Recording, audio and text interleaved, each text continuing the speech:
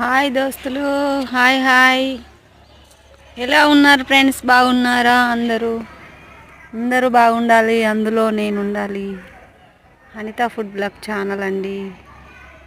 మేము సొరకాయ కర్రీ చేస్తున్నామండి. చూడండి, పిల్లలకు సరిపడా సొరకాయలు తెచ్చామండి.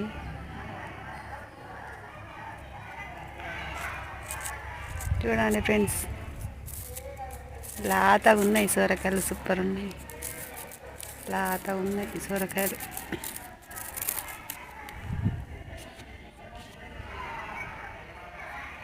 కట్ చేసాం.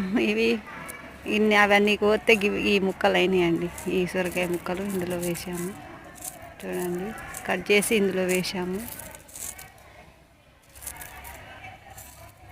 కర్రీ చేయడానికి మట్టి పెట్టుకొని పొయ్యి మీద గంజు పెట్టుకొని ఆయిల్ కూడా పోసుకుని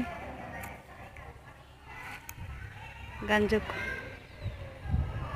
మిర్చీలు, ఉల్లిగడ్డ, కొత్తిమీరాకు, మెంతాకు, కరివేపాకు అన్నీ వేసానండి. ఇందులో పచ్చిమిర్చి పొయ్యి మీద చేస్తామండి. సూపర్ ఉంటుంది మా కర్రీ. పొయ్యి మీద చేస్తే చాలా టేస్ట్ ఉంటాయండి కర్రీస్. చూడండి, మంచిగా గోలాక సొరకాయలు వేసానండి. చూడండి ఫ్రెండ్స్, సొరకాయలు వేసాను. ఉప్పు వేస్తున్నాను. దొడ్డుప్పు అయితే తొందర ఉడుకుతుందండి ఫ్రెండ్స్, అందుకే దొడ్డుప్పు వేస్తున్నాను. గల్లుప్పు అంటారు కదా, అవి మంచిగా గోదాక ఇలా కలపాలి బాగా కదా అండి సొరకాయలు.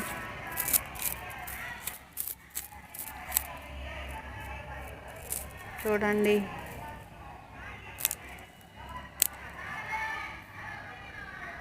మా స్కూల్లో ఈరోజు సొరకాయ కర్రీ చేస్తున్నాం.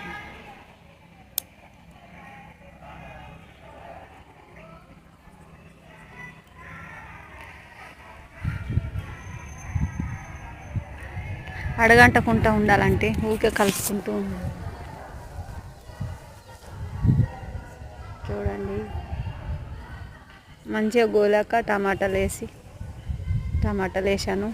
టమాటాలు ఉడకాలి కదండి, మళ్ళీ దాంట్లో కొంచెం అంత టమాటాల పైన కొంచెం ఉప్పు వేసి ఒకసారి కలిపి మూత పెడితే మంచిగా ఉడుకుతాయండి. చూడండి ఫ్రెండ్స్, కర్రీ అయిపోయింది, ఉడికింది. Curry ready. భలే టేస్ట్గా ఉంటుంది ఫ్రెండ్స్. ట్రై చేయండి ఒకసారి. చూడండి, లైక్ చేయండి ప్లీజ్.